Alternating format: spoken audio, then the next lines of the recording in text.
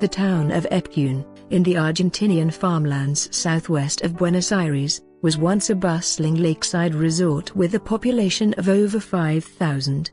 Over a quarter of a century ago it was flooded by the waters of a nearby lake and, until recently, it remained submerged.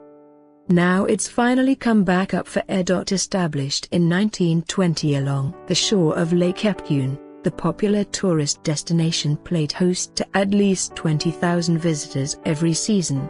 Its main attraction was the saltwater lake, which contained 10 times more salt than the ocean. According to local legend, the lake is so salty because it was formed by the tears of a great chief crying for the pain of his beloved.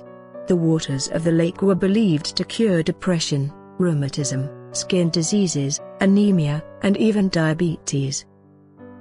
Thousands of visitors would arrive by train from the nation's capital to relax in the town's saltwater baths and spas.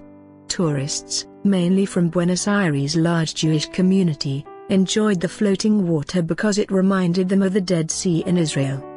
The town had almost 300 thriving businesses, including guesthouses, lodges, hotels and other establishments centered around tourist trade. Sadly, disaster struck the beautiful town in 1985, when the place was flooded after heavy rainfall sent the lagoon bursting over its banks. Water quickly penetrated the man-made retaining wall and spilled into the lakeside streets.